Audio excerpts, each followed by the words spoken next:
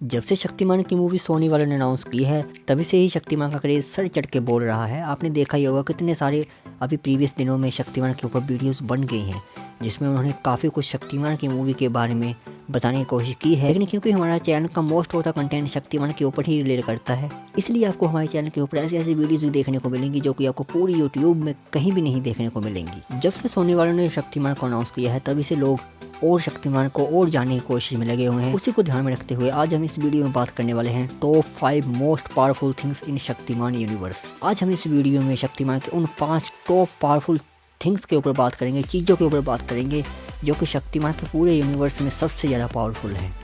अगर हम बात करें मार्वल यूनिवर्स की तो उनके पास इन्फिनिटी स्टोन है, उनके पास म्योल्फोर का हैमर है, वाइब्रेनियम है और भी बहुत सारी चीज़ें। डीसी के पास उनके मदर बॉक्सेस हैं। इसी तरह से आज हम इस वीडियो में बात करेंगे कि हमारे शक्तिमान यूनिवर्स में कौन कौन सी चीज़ें सबसे ज़्यादा पावरफुल। तो हम उन चीज़ों को टॉप 5 से टॉप 1 तक रैंक करेंगे जिसपे कि ऑब्वियसली टॉप फर्स्ट वाला सबसे ज़्यादा पावरफुल चीज़ होगा। तो number 5, major Ranjit Singh sword. Shaktimaan की पूरी कहानी में मेजर रंजीत सिंह का एक बहुत ही कोर में रोल है। उसी दौरान मेजर रंजीत सिंह के पास एक ऐसी स्वॉर्ड थी जो कि बुरी से बुरी चीज़ों को काट सकती थी। इस तलवार का इतना ज़्यादा खौफ अंधेरे के बीच था कि वो हर तरह से कोशिश करते थे कि इस तलवार को मेजर रंजीत सिंह के हाथ से छुड़ाया जाए। ये तलवार अंधेरे के काफ़ी सारे नुमाइंदों को बहुत ही आसानी से ढेर कर चुकी थी। इस तलवार को सूर्यवंशियों ने मेजर रंजीत सिंह को दिया था और बाद में सूर्यवंशियों ने शक्तिमान के जन्म के बाद वापस भी ले लिया था।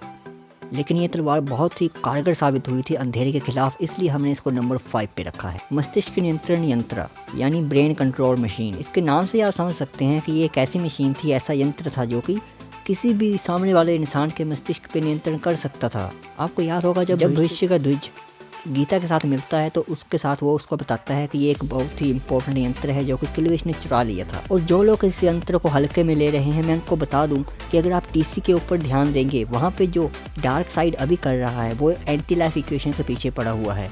एंटी लाइफ इक्वेशन भी ऐसे ही काम करती है, किसी भी इंसान के ऊपर कंट्रोल कर लेती है और उसको उसी का गुलाम बना देती है और फिर वो बुराई का साथ देने लग पड़ता है। सेम वैसे ही चीज़ हमें यहाँ पे देखने को मिली थी जो कि मस्तिष्क नियंत्रण यंत्र था, लेकिन साथ में उसकी एक कंडीशन भी थी कि वो सिर्फ उसी का काम करता है जिसके अंदर थोड़ा भी पाप हो। इसलिए गीता विश्वास को छोड़ के बाकी सभी उसके कंट्रोल में आ गए थे। नंबर 3, समय यात्रा यंत्र यानी कि टाइम मशीन। तो जब ध्वज गीता को इसके बारे में बताता है तो वो साथ में ये भी बताता है कि एक टाइम ट्रैवल मशीन भी है, एक समय यात्रा यंत्र भी है जो कि किलविश लेके भागा है।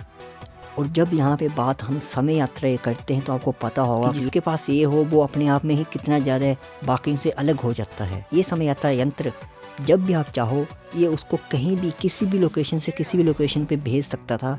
इसकी कोई लिमिट नहीं थी कि आपको आज से 20 साल पहले तक भेज सकता है, 100 साल तक पहले भेज सकता है, बहुत दशकों शतकों पहले भी भेज सकता है किसी को। जब पृथ्वी का निर्माण नहीं हुआ था तब भी हमने देखा है कि इसने लोगों को वहाँ तक भेजा है।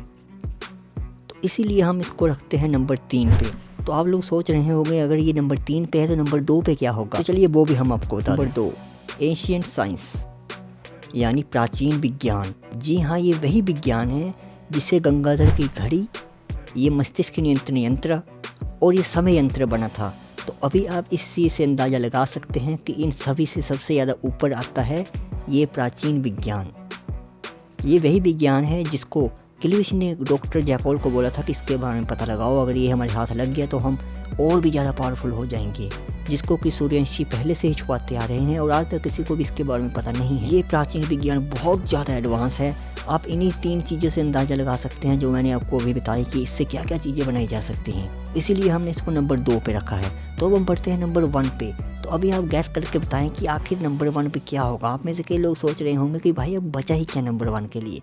तो जी नहीं, अब हम बढ़ते हैं मोस्ट पावरफुल थिंग के ऊपर जो कि शक्तिमान के यूनिवर्स में है। Number 1, the Shaktipunj. जी हाँ, ये शक्तिमान के यूनिवर्स में सबसे ज़्यादा पावरफुल चीज़ है। उस यूनिवर्स में हमें बताया गया था कि हर एक प्लैनेट का एक शक्तिपुंज होता है, उसका एक कोर में उसका दिल होता है। पूरे प्लैनेट में जितनी भी ऊर्जा आ रही है, जितना भी उसका पावर सोर्स, वो पूरा शक्तिपुंज ही है। इन शॉर्ट, अगर आप शक्तिपुंज के ऊपर कब्जा कर लेते हो, अगर आपने शक्तिपुंज को तोड़ दिया तो पूरा प्लैनेट ही ब्लास्ट हो जाता था, जो कि हमने देखा था कैसे प्रितोला आके शक्तिपुंज के ऊपर कब्जा करता था। और हमें पता है कि जो अर्थ का शक्तिपुंज था वो 2 हिस्सों में डिवाइड था। एक पाप में था और एक पुण्य में था, इसीलिए पाप और पुण्य में वहाँ पे जंग हुई थी। तो जो लोग इसको कम सोचते हैं, मैं उसको बता दूँ, किल्बिशात इतना बड़ा इसीलिए हुआ है क्योंकि उसके पास पाप पुंज है, और सत्य आज इतना बड़ा इसीलिए हो पाया है, इसीलिए शक्तिमान का निर्माण हो पाया है क्योंकि उनके पास शक्तिपुंज था।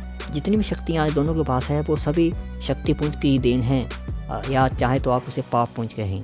तो ये तो थी आज की वीडियो जिसमें हमने आपको शक्तिमान के टॉप 5 मोस्ट पावरफुल चीज़ों के बारे में बताया। इसके अलावा और भी कई सारी चीज़ें थी जिसमें से आप कुछ चीज़ें हमें कमेंट करके बता सकते हैं जो कि हमें इंक्लूड करनी चाहिए लेकिन हम नहीं कर पाए। इसके साथ ही आपको ये वीडियो कैसी लगी वो हमें नीचे कमेंट करके जरूर बताइए, और इस चैनल को अगर आप नए आए हैं तो सब्सक्राइब करके जाइए। मिलते हैं अगली वीडियो में, तब तक के लिए गुड लक।